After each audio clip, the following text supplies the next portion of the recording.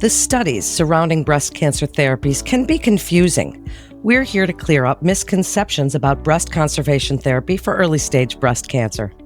We're talking about that today on AHN Med Talks, an informative resource for physicians across various specialties as we delve into the latest medical insights and best practices, ensuring you stay at the forefront of your field.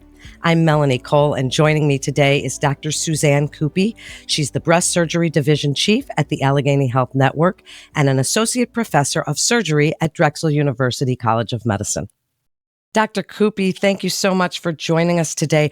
I'd like you to start by giving us a little bit of a history of breast conservation based on trials from the 1970s and 80s. Tell us a little bit about how that evolved.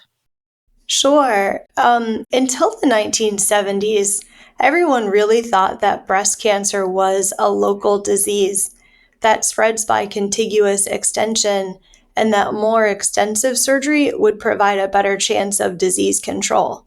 So every patient with breast cancer, no matter the size of the tumor or the extent of the disease, was treated with a radical mastectomy. This was a very morbid surgery which removed the breast, the overlying skin of the breast, the pectoralis muscles beneath the breast, and all of the axillary lymph nodes. But as we started to understand really the biology of breast cancer, there was a realization that breast cancer is a systemic disease, and there was a real shift in focus instead to systemic and radiation therapy and then less extensive surgery in both the breast and the axilla.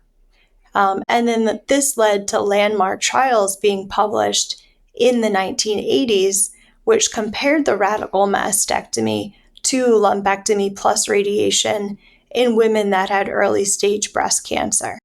Why do historical contraindications for breast conservation really no longer exist? I would say that historically there were several groups of patients that were only given the option of mastectomy instead of breast conservation. These would really include patients that had multicentric tumors or tumors in more than one quadrant of the breast, or patients that had had a previous history of breast cancer and prior radiation in that same breast, or patients that had a large tumor compared to their overall breast size. But recent studies are actually showing that select patients with multicentric tumors can safely undergo a 2 or 3 site lumpectomy followed by radiation, and their 5-year local recurrence rate is excellent, around 3%. Also, patients that had breast cancer and now have an in-breast recurrence, if it's small, say under 3 centimeters, unifocal, and their lymph nodes are negative, they can have a repeat breast conservation probably about 90% of the time with a very low risk of re-recurrence of the breast cancer with partial breast re-irradiation. So patients who really want to avoid a mastectomy can do that even with a second bout of breast cancer. The other thing is large tumors now can be shrunk prior to surgery if you give treatment up front with either chemotherapy or endocrine therapy to downstage the tumor and make it smaller.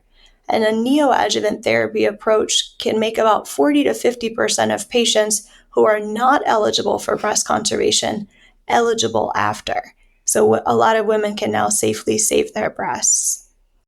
There's also some newer techniques we're doing in the operating room with oncoplastic surgery, where we can actually reshape the breast tissue at the time of lumpectomy by doing local tissue rearrangements, or even complex surgeries where we do a breast reduction technique or involve a plastic surgeon. So there's a lot of different things that we can do now to kind of individualize the treatment. Dr. Kupi, in your opinion, why may conservation therapy now have that advantage over mastectomy? As you're giving us these studies and statistics, we're taking into other factors as well, as you mentioned, endocrine therapies and lymph node involvement, development of systemic treatments and pre-treatments, and socioeconomic factors. When you put all of these things together, and I've been reading some of the studies, tell me, in your opinion, when you are speaking to patients, what factors are you looking at for them? Yeah, so I think that there are so many reasons why breast conservation today would be better than it was when those studies were published 40 or 50 years ago, which showed that lumpectomy and radiation and mastectomy were equivalent. We've had huge improvements with breast imaging, with 3D mammograms, and also breast MRIs. So the planning for surgery, the making sure that patients are a good lumpectomy candidate is better. We also have developed more precise localization methods that help guide the removal of the tumor during the lumpectomy surgery. And also intraoperatively, we have ways to image the removed breast specimen. And all these things just help to really localize and make sure that we're taking out the right area with the right margins. We've also had improvements in breast pathology with more rigorous margin assessment of the lumpectomy to really ensure that we're not leaving tumor cells behind. In addition to the huge improvements in radiation therapy to allow for better treatment planning through technological advances. And also we can avoid surrounding tissues, the heart and the lungs. And most of all, we've developed more effective and more targeted systemic therapies to treat all types of breast cancer with much less toxicity to the patient. So many things have improved over time that have really led to breast conservation not just being equivalent, but maybe even a little bit superior. Dr. Kupi, again, in your opinion, as we're talking, and we're going to get into survival, and I want to talk about survival outcomes, but before we do, when we look at the two, lumpectomy and anxiety of recurrence, have you looked at recurrence rates? I think you mentioned just a little bit before, but the anxiety, quality of life, worrying about it, mammograms, whether they get reconstruction or not. Has that been an issue that you speak with your patients about, the worry factor in lumpectomy versus mastectomy? We talk about it a lot. Yeah, I think that's a good question. It's interesting because people do have this sense that if they have a mastectomy, they would worry less than if they had a lumpectomy.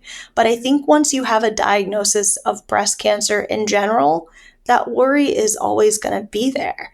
It's not just the risk of the cancer coming back in the breast, there's a risk that the cancer could come back somewhere else in your body. So removing the breast will never take away that worry or anxiety completely. And they've actually done like quality of life studies in women and even young women in their 30s or 40s that have had breast conservation and mastectomy. And a lot of times the quality of life, that satisfaction is just as good, if not better, with lumpectomy. Now, what about survival outcomes when we think of those adjuvant therapies and hormone blockers now, some tamoxifen, anastrozole, things like that, and radiation? What about survival outcomes? What have you seen? We know that the disease-free survival and the overall survival with lumpectomy and radiation is just as good as mastectomy, if not better. And the only slight difference is when you're saving the breast with a lumpectomy, you do have a slight increased risk of something called an in-breast tumor recurrence. But again, with all the advances in technology, that risk is really quite low, like a couple percentage points, that someone would get an in-breast tumor recurrence. I'd like you to wrap this up with your key takeaways, Dr. Kupi. What you think are some of the most important messages for other providers that are counseling their patients? Because as we said, these studies go back and forth just a little bit, and it can be quite confusing. So what would you like the final message to be today? I think that there's many reasons why women decide to have lumpectomy or mastectomy. And there's a lot of things that go into that decision making, from their initial imaging to their tumor type to their response to treatment, their family history and genetic testing. So every patient is really an individual case, and there's a lot of things that need to be factored in and weighed as we're trying to decide the best course of action. So I think it's you never really know which way it's going to go when someone's initially diagnosed, and you really need to put together all the pieces and get all the information. But a lot of those initial thoughts about, oh, you should just have a mastectomy and just get rid of the breast and you're not going to have to worry about it again, that's a little bit naive and not the truth. And really, I hope just a little bit of education today goes a long way to show that breast conservation is actually a really good option for many women with early stage breast cancer. And it's definitely not inferior to having a mastectomy. Well, it certainly is about shared decision making. And thank you so much, Dr. Kupi, for joining us today. To learn more or to refer a patient, please call 844-MD-REFER, or you can visit ahn.org. Thank you so much for joining us on this edition of AHN Med Talks with the Allegheny Health Network. I'm Melanie Cole.